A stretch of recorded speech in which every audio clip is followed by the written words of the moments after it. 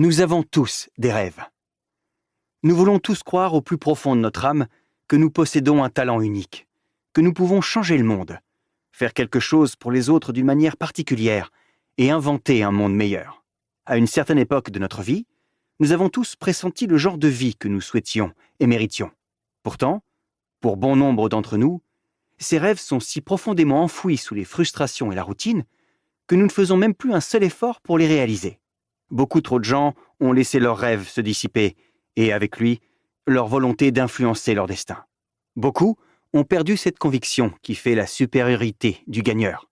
Toute ma vie, j'ai cherché à retrouver ce rêve et à le concrétiser, à faire que chacun de nous se rappelle et utilise le pouvoir illimité qui dort en lui.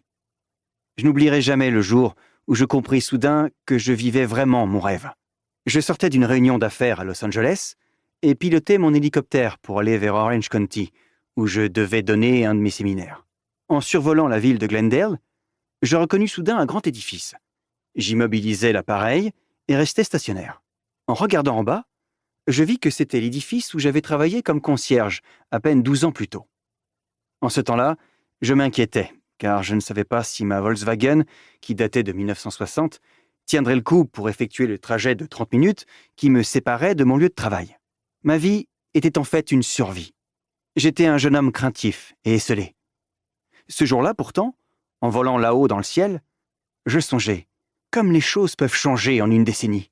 J'avais des rêves à l'époque, mais j'avais l'impression qu'ils ne se réaliseraient jamais. Aujourd'hui, par contre, j'ai fini par croire que tous mes échecs et mes frustrations passées ont jeté, en fait, les bases de la compréhension qui m'a apporté le niveau de vie dont je jouis aujourd'hui. En poursuivant mon vol vers le sud, le long de la côte, je vis des dauphins qui jouaient tout en bas avec les surfeurs dans les vagues.